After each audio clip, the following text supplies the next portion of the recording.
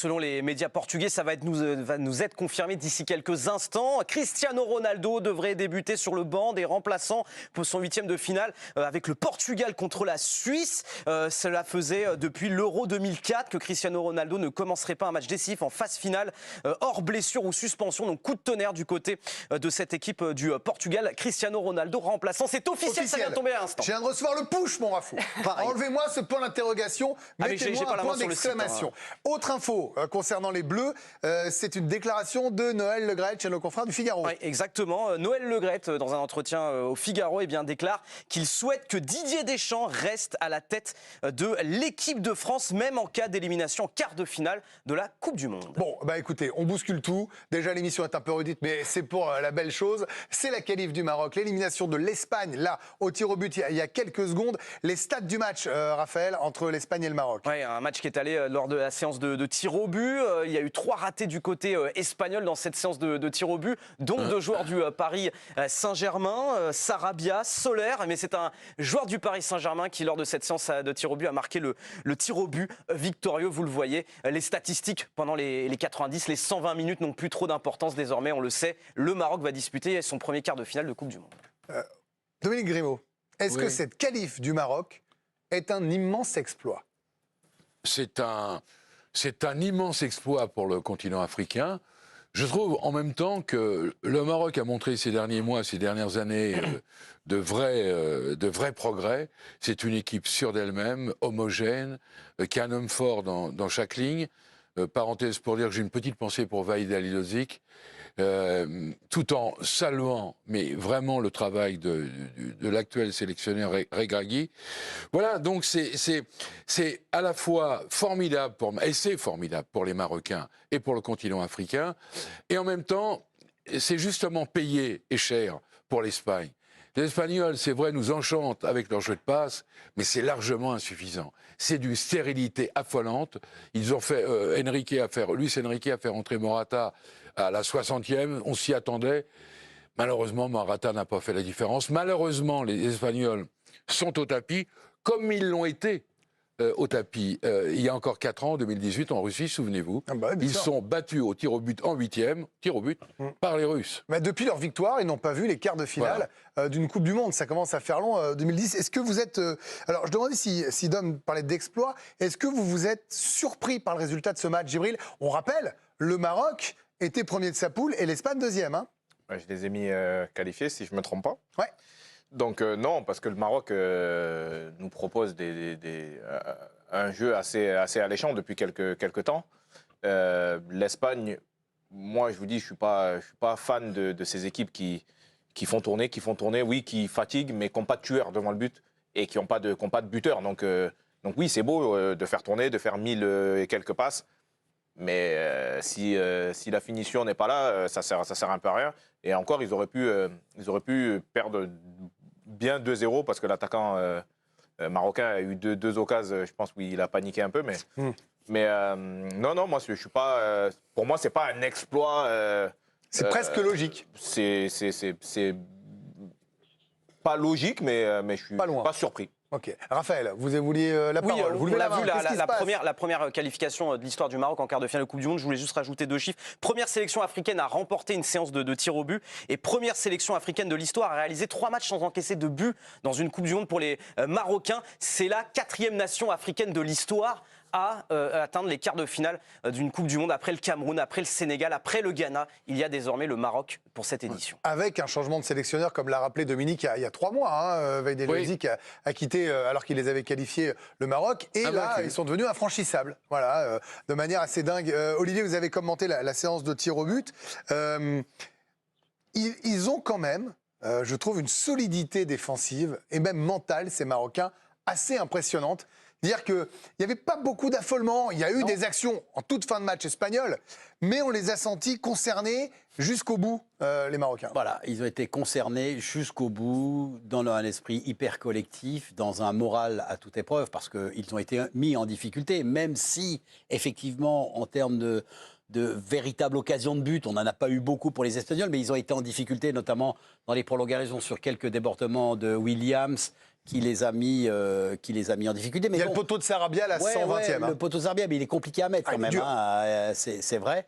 Mais il y a une démonstration d'un jeu, d'une force collective qui est assez extraordinaire, parce que vous aviez quand même des joueurs qui étaient avec des crampes ou même des débuts peut-être de contracture, mais qui sont restés sur le terrain, qui ont continué à courir, qui ont continué à défendre.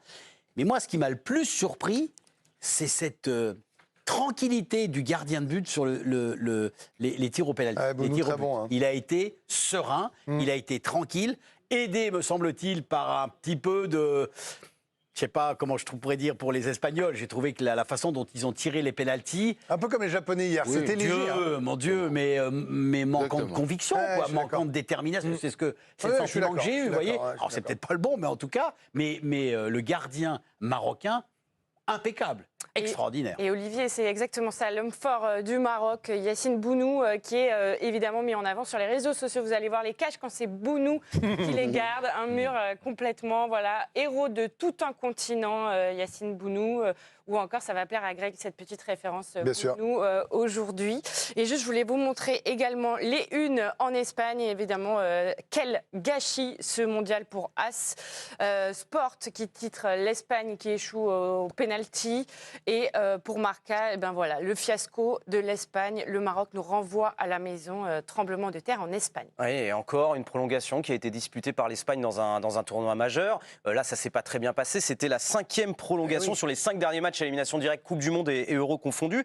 Seulement 2 qualifications finalement sur ces 5 fameux matchs en tournoi majeur au bout d'une prolongation. Et vous voyez que sur ces 5 matchs en prolongation, 4 sont allés jusqu'à la séance de tir au but. Et ça n'a pas souri pour cette équipe espagnole. La seule fois où ils étaient passés, c'était face à la Suisse, souvenez-vous, à l'Euro. Mais ensuite, ils avaient été éliminés. Ça va devenir un petit peu compliqué pour Enrique, parce que Enrique, à la sortie du match contre le Costa Rica 7-0, il a commencé à nous dire, je vous l'avais annoncé, je voulais pour montrer l'efficacité offensive de son équipe, qui ce jour-là a joué quand même contre presque des piquets.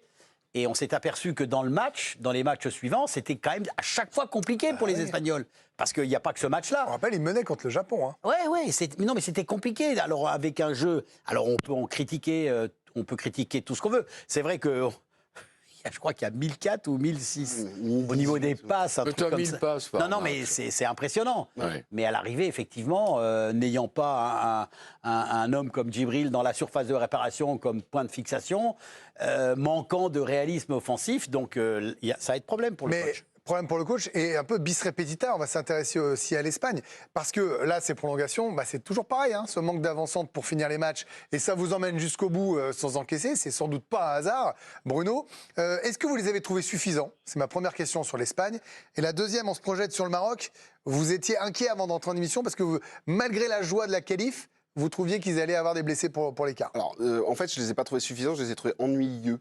Les Espagnols, ce côté handball, possession de balle vraiment stérile, c'était inintéressant au possible. Et effectivement, la générosité, parce qu'il ne faut pas oublier que les Marocains, à la 102e, c'était Chedari qui a un face-à-face, on se demande comment Unai Simon le sort. Franchement, cette équipe était ennuyeuse, mais moi, vraiment, c'est cette équipe du Maroc qui me plaît depuis le début. Mais effectivement, là entre Aguerd qui est sorti en pleurs, blessé, entre Saïs qui a fini avec des crampes strappées. Franchement, ils vont au bout d'eux-mêmes. Juste pour rappeler, tu soulignais tout à l'heure, Greg, que Regragui, il a pris cette équipe il y a 3 mois. Il a eu 3 matchs de préparation et il a 4 matchs désormais de vie commune avec ce groupe.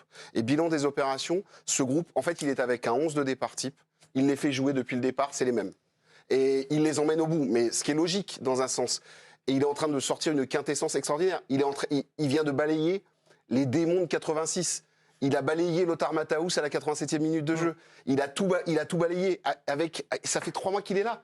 Il est en train d'emmener le Maroc au-dessus de tout. Et cette équipe marocaine, elle est fantastique d'abnégation. Et franchement, quand tu vois Hakimi, il a une cuisse en vrac. Le PSG va le retrouver cassé complet, mais il donne tout. Quand tu le vois avec sa Panenka au tir au but à la 120e alors qu'il a plus de jus, il est topissime. J'adore cette équipe du Maroc et c'est pas parce que je l'ai vu jouer, je l'ai commenté Cette équipe, Bruno, cette équipe du Maroc 2022 est infiniment supérieure à celle qui s'était qualifiée pour les quarts en 1986. Parce qu'il y a plus de joueurs qui Bien du sûr. 8e. Ils perdent en 8e contre les Allemands. Ils perdent quoi en 8e contre les Allemands? Mathéus, 87, 88e. Une star qui était Mary Crimo.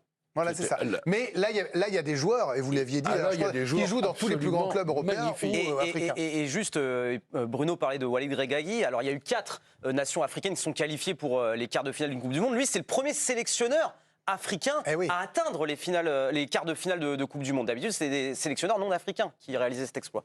On a trouvé un nouveau surnom des Lions de l'Atlas. Regardez cette belle une sur le site de l'équipe, les As de l'Atlas, qui crée l'exploit. Plutôt joli comme image. Ouais, ça marche vraiment très très bien.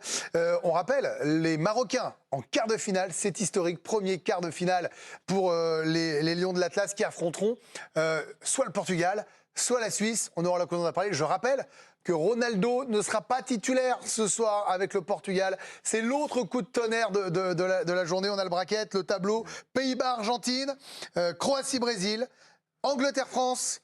Et après, ce sera Maroc, Portugal ou Suisse. Oui, Bruno. Je veux juste rajouter une chose pour vraiment appuyer quand même sur ce qu'a fait le Maroc. Ils sortent la Belgique en poule. La Belgique. Ouais. Là, ils tapent l'Espagne. Ils sortent l'Espagne et ils finissent devant la Croatie, qui est quart de finaliste aussi. Enfin, on est sur un niveau.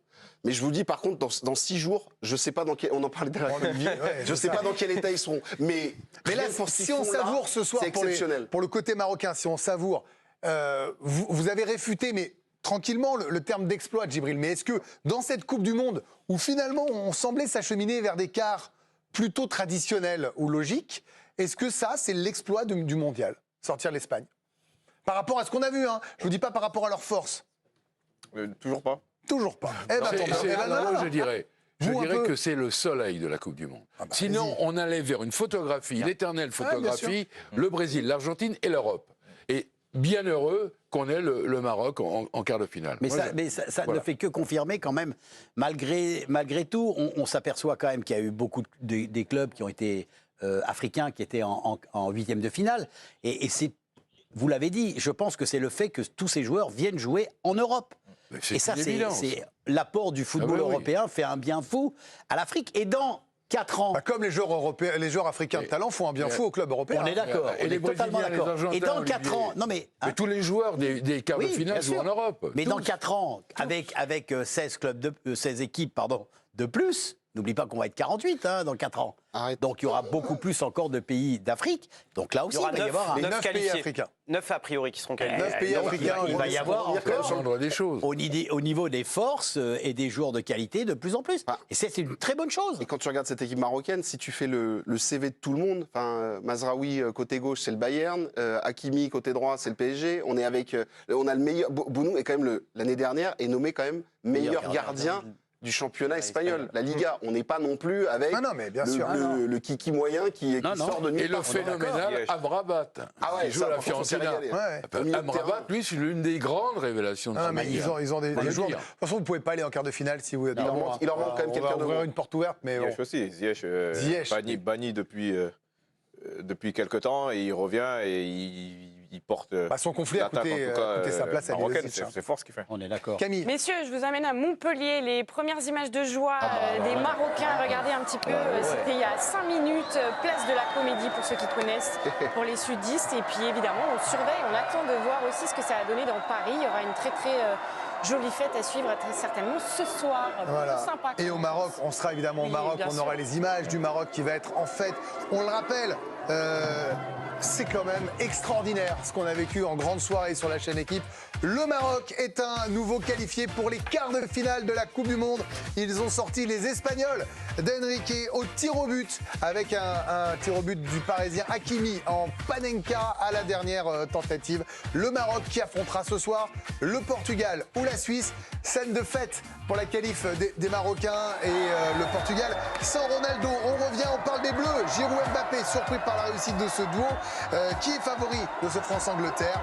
Et on revient pour parler de tout ça dans l'équipe de Greg avec aussi la petite Lucas.